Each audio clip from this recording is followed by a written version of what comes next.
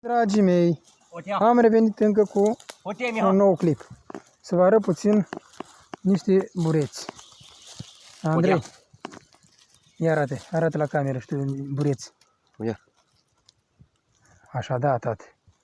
Bureți frumoși. Vezi, poate că e cald, scoate-o și peșe. Da, să vă arăt și aici în pungă.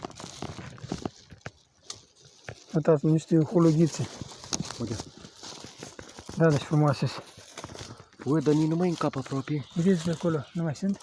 Păi, Doni, tu ai zis că nu mai sunt. Dar nu mai sunt. Eu n-am mai văzut de asta. Este mărunt. Uita, fainită. Foto aia calcată. Păi nu, ai calcat-o? Dar vină cu a. Uitați ce frumos. Arată pădurea înverzită frumos. Bureți. Băi, Andrei, ai mai găsit ceva? Da, pot. E bun.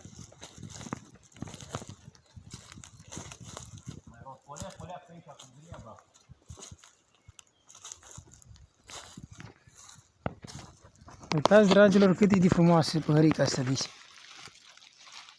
Uitați.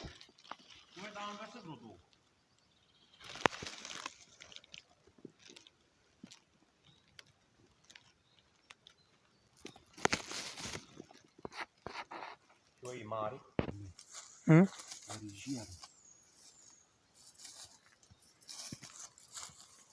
Ia să vedem, dar ia să merg un pic partea asta. Să văd dacă mai găsesc ceva de aici. Băi, Andrei, hai sus! Hai sus, sus!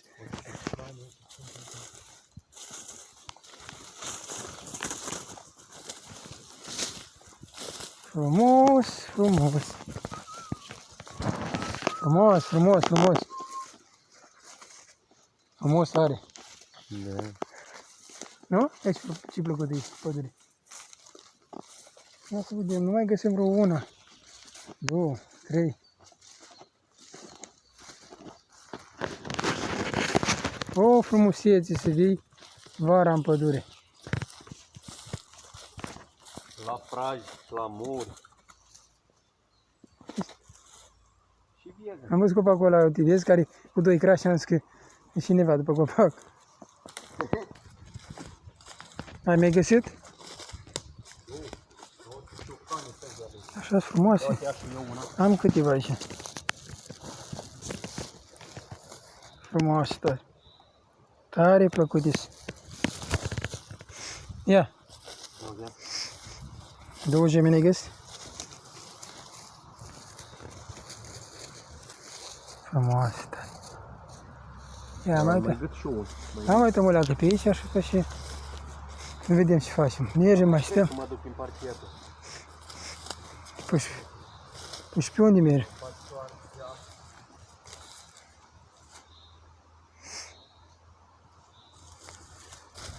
Da, da, da, și iară da. Bă, da, eu nu mai am noroc. Am găsit până acum câteva. Dragii mei abonați, acesta a fost clipul de astăzi. Dacă doriți și voi bureți, veniți împreună cu mine la cules.